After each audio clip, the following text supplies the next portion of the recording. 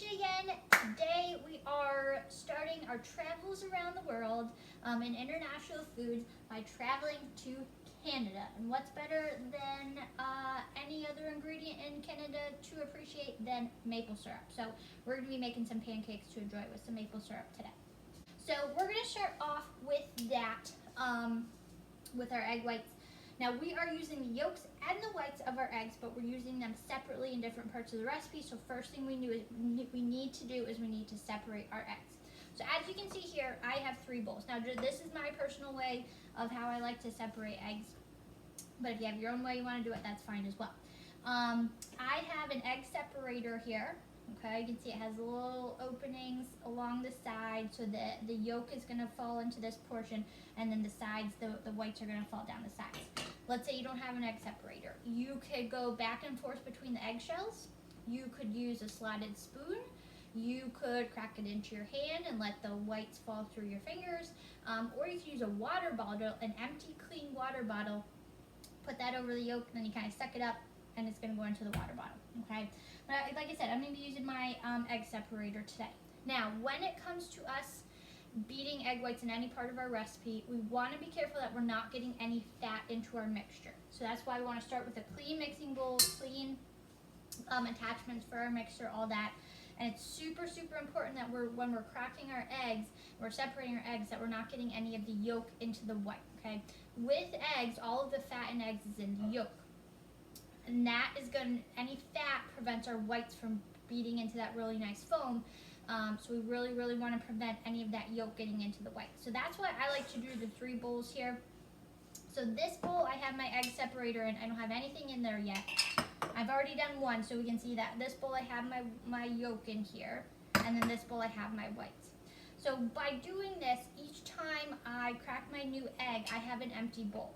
You don't want to, or I found the mistake of this, that if you're cracking into the bowl that has the whites, let's say you're making an angel food cake, you need a dozen eggs. On the 11th egg, you end up cracking your yolk, and then you have fat in your whites, and then those aren't going to beat up. So I always like to start with a clean bowl. Okay, so I'm going to crack my egg, and again, it's going to go right into the middle of that egg separator. And as I said, the egg separator is going to hold on to your yolk, and what you're seeing here is the white's going to fall down the side. And I can kind of rock it back and forth a little bit to kind of encourage those whites. There we are. Okay, yolk's going to go in that bowl, and then we can add our whites with this one. So now we have our eggs. We are going to go ahead and beat our whites. I'm going to be using the whisk attachment, not my paddle attachment. I'm going to be using my whisk attachment. And again, I made sure that my mixing bowl is clean, my attachment's clean, we don't have any fat. Think about you're making cookies in this before, you don't want any fat in there. I'm going to take my egg whites, those are going to go in here, and we are going to whip them into a foam. Now, we want this can take a little bit of time, and we want to go fast with our mixture, but we're looking for a stiff peaks, okay? So what this means is, let's say when I pull so I have it like this, I'm going to pull my attachment up, those egg whites, that foam is going to kind of hold on to each other. When it kind of comes apart from each other, you're going to have peaks. So if you have soft peaks, it's going to kind of hold on. When it separates, it's going to fall over, okay? And stiff peaks, it's going to stand straight up. So we're looking for stiff peaks there, which means that we've beaten more air into it. Okay, so I'm going to turn this on. And again, this can take a little bit, and don't be afraid to go fast. Okay, so I just checked my peaks here. So when I have my foam and I pull it out, okay, so see how that's sticking straight up, that's your stiff peak, and that's what we are looking for. You will notice that we have seen a color change here as well. That's the egg whites, just by themselves, almost kind of yellowish color, clear, translucent, but now we have this white foam mixture because we have beaten air into this to make a foam. So that is my egg whites. We're going to set those aside. We're going to work on creating the batter for our pancakes. So I'm going to start off with my egg yolks. So those are going to go into my mixing bowl. And I am going to whisk these until they're about a pale yellow color. So color change is, again, we're beating air into this. Air is going to act as a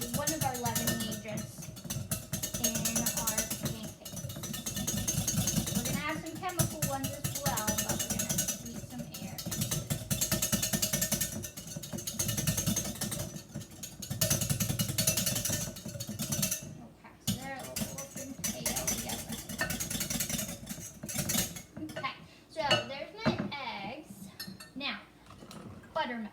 You can go to the grocery store and you can buy a carton of buttermilk.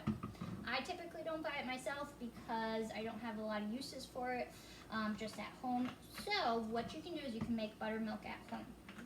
Now for the amount of milk here, for every 1 cup of milk you have, you can add a tablespoon of vinegar, or you can use lemon juice as well. So this is acting as our acid. I'm going to add this to my milk and that's going to create buttermilk.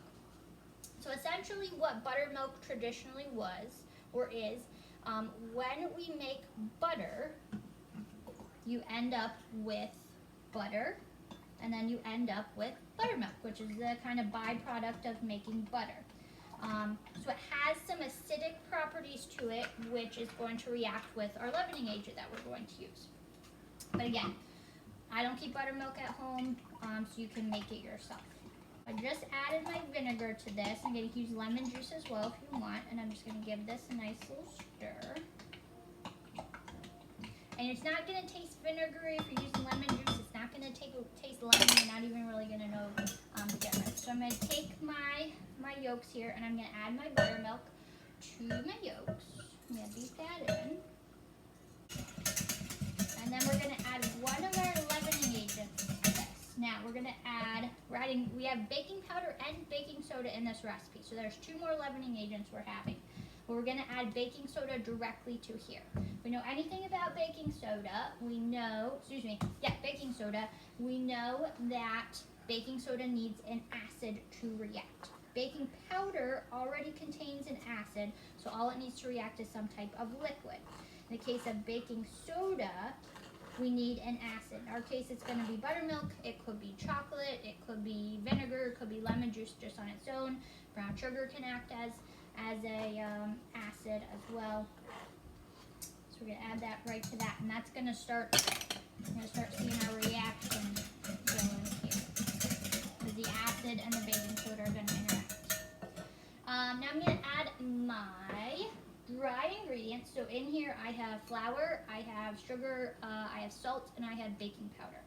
I'm going to get rid of the whisk and switch over to a wooden spoon. I'm just going to kind of incorporate these together. Okay, and that's going to go into my mixture. Give that a nice little stir. We don't want to try to get all your lumps out.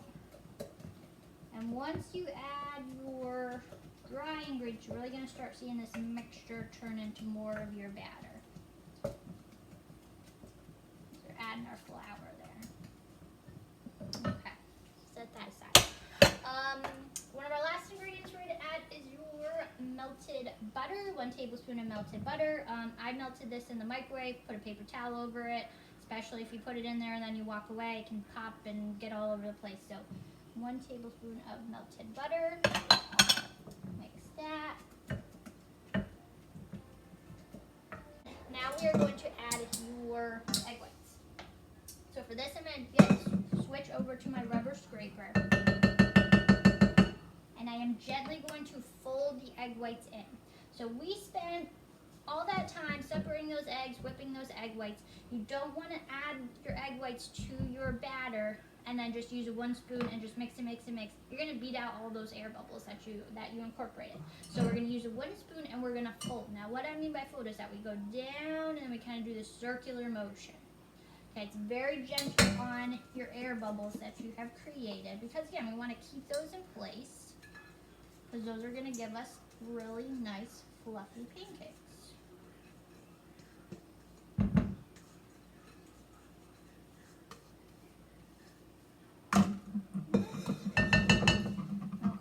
Again, I'm just going to use a folding motion to incorporate my foam, my egg whites, my beaten egg whites into my batter that I have made.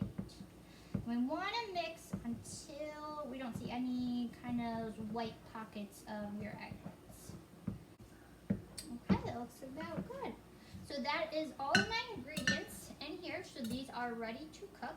So I'm going to switch over to the stove and we will get these going. We'll get these fried. So hold on a second. Okay, so we are at the stove now. and we are going to cook up these pancakes. So I have a frying pan, skillet, whatever you want to call it. I sprayed some cooking spray. You could also do a little dollop of butter. You could do a splash of oil. Just going to prevent it from sticking. Now we're going to use the water test, cold water test on our pan to see if it's ready. So what we do with that, just take a little bit of water. You can get it right out of the tap. I just have some in a little bowl. You're going to drop that into your pan. What we're looking for is we're looking for that. So when we put a little bit of water into our pan that kind of dances around, you can hear that sizzle. That means your pan is perfect. So I'm about a medium-high heat here. If it was too low, then you put that water in your pan and nothing would really happen. If it was too high, you put that water in a pan and it would immediately evaporate. So we're looking good for that. Now I'm going to take my pancake batter. Okay, so we have pancake batter at this point. It is a batter because we can pour it, so we don't really hear anyone say pancake dough. We have a pancake batter here. So again, I sprayed my pan. I'm just going to take a ladle. You can really make these whatever size you want to. There's not a really specific, if you look at the recipe, there's not really a specific cooking time. So you could really make these if you want to make silver dollar size, you want to make one giant one, whatever. Because these are all going to cook kind of at their own pace. Just kind of do however many you can fit in a pan. Looks like I can fit about 3 in my pan. Okay, so we're going to let that cook. Now what we're going to start seeing as these cook around the edges of your pancake, you're going to start to see these bubbles forming, and that's a good sign. And really across, and then as these continue to cook more, you're going to see your kind of bubbles forming across your pancake. And what we're looking for on the side that's cooking, we're looking for a nice golden brown color. I'm going to take my pancake flipper. There we go. And once these get a little bit closer, you can kind of lift up. Oh yeah, we're looking good. We can kind of lift up your sides, looking for that nice golden brown color. And if you notice, these got some pretty good height to them because of those egg whites that we've whipped into a bowl. So I think these are ready. Oh yeah, these are ready to go. So I'm gonna flip these. Woohoo! There we go. So there's 1. There's 2. And there is 3. So we got a nice golden brown color. We're just going to cook these for a couple minute or 2 on the other side just to make, again, we want that same kind of golden brown color, but we want that color on the other side. Now, let's say you wanted to add chocolate chips to this. You wanted to add blueberries, butterscotch chips, peanut butter chips, whatever. You'd want to do that when you initially poured your batter into your pan, sprinkle your chocolate chips over then, and then there you go. So at this point, it's too late for your chocolate chips, but or your blueberries, but we can definitely add that, can kind of personalize this recipe. Syrup is so the syrup comes from a maple tree. What they do is they tap the tree, and you get sap out of that, okay? Then you take the sap and you boil that down, so you're essentially evaporating that water out and you end up with a syrup. So if we were just to mix water and sugar together and cook that down and evaporate more of that water, we would end up with a syrup. So same thing here. So there's a lot of different varieties, price ranges of syrups out there. I personally like the less expensive stuff, but there we are. Okay, and maple syrup is one of the main exports out of Canada. Okay, so I'll put the recipe for this, for these pancakes in the description of the video. Any of my students, if you make these, please send me pictures. I would love to see them. Otherwise, happy pancake mixing and making. And as always, be good, be nice, be kind. See you later.